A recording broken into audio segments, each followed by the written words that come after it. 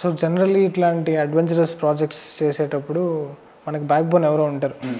ఆర్జీబీకి దావుతున్నట్టు మీ back bone ఎవరు? మాకు జితేందర్ రెడ్డి, ఇంకెవరు లేరు. సో మాకేంటంటే జితేందర్ రెడ్డి గారి స్టోరీని చేయాలనుకుని వాళ్ళ బ్రదర్ వచ్చి, ఓకే అన్నయ్య స్టోరీ ఒకటే కాదు, ఈ జనరేషన్ కూడా ఒక ఇన్స్పిరేషన్ ఇవ్వాలి. సో అని ఆయన ఎంత డబ్బులైనా పెట్టడానికి వచ్చినప్పుడు సో ఆయన రిస్క్ చేస్తున్నారు.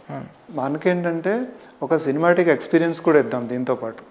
ఎనీవే ఫైనల్గా ఏంటంటే మనం నచ్చింది కూడా చేయకపోతే ఇంకెందుకు, ఒక ఎమోషనల్గా మనం చెప్పాల్సిన ఛాన్స్ వచ్చినప్పుడు అది చెప్పాలి, అది ఒక ధైర్యం అన్నమాట. సో ఇంకా మన జ్ఞానశేఖర్ గారు సినిమా కెమెరామెన్, ఏంటంటే ఆయన బాగా నాలెడ్జ్ ఉన్న వ్యక్తి. ఆయన కూడా మాకు చాలా సిచ్యువేషన్స్లో గైడ్ చేసి ఇది ఇలా చేద్దాం ఇది ఇలా చేద్దాం అన్నట్టు ఆయన సపోర్ట్ ఉంది. సో ఇండస్ట్రీలో నెక్స్ట్ ఏమవుతుందన్న కన్నా మనం ఎంత బాగా చెప్దాం అనే దాంట్లోనే ఎక్కువ ఫోకస్ చేసామన్నమాట.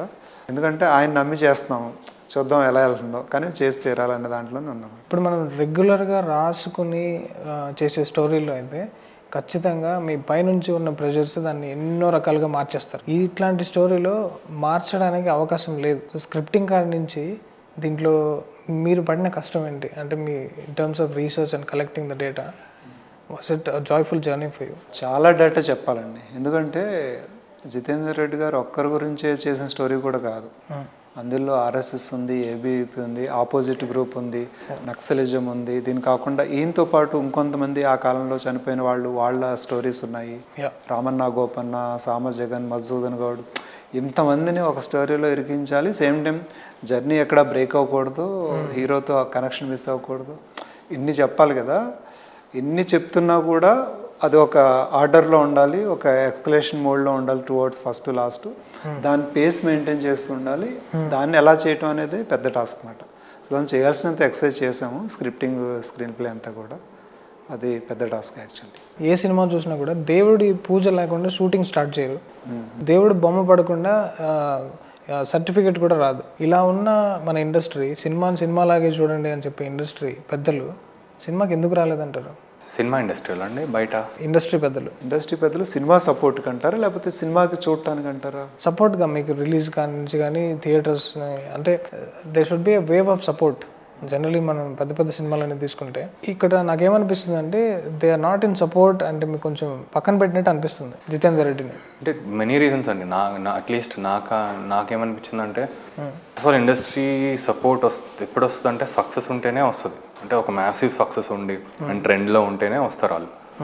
మావాడు అని బ్యాకింగ్ చేసుకుంటూ వస్తారు.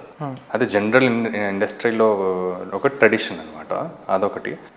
అండ్ ఇలాంటి మనం హార్డ్ కోర్ ఒక ఇంక్లినేషన్ నుండి తీస్తున్నాం కదా, ఐడియాలజీ ఇంక్లినేషన్, వాళ్ళు మామూలుగా భయపడరు. ఓకే, సో వాళ్ళు మామూలుగానే రారు అసలు. ఇప్పుడు ఇలాంటి సినిమాకి అంటే ఇది నా అనాలిసిస్ దట్ ఇలాంటి సినిమాలకి అసలు దర్జాపేటలో కూడా వాళ్ళు రారు. లోపల ఉండొచ్చే, బట్ అన్ఫార్చునేట్లీ ఏంటంటే వాళ్ళు వచ్చి బయటకు వచ్చి లైక్ గ్రేట్ ఫిల్మ్ అని చెప్పలేరు వాళ్ళు. సో విరించి వర్మ గారు, ప్రమోషన్లో ఎక్కడ తప్పు జరిగిందంటారు? అంటే ఇంకొద్దిగా విగ్రస్గా, అంటే నెక్స్ట్ లెవెల్ పెద్ద స్టార్ హీరో చేసినంత చేస్తే తప్ప ఈ సినిమాని పట్టించుకోరేమో అని అనిపిస్తుంది. ఎందుకంటే మేము మా ప్రమోషన్, మా ట్రైలర్ కొంతవరకు సరిపోతాయని దాంట్లో ఉన్నాము, కానీ అవి ఇంపాక్ట్ చాలా తక్కువే ఉంది. అంటే మేబీ మేమేంటంటే సోల్లాగా గ్రూప్స్ని నమ్మేమాట, ఏదైతే హిందుత్వం ఉందో.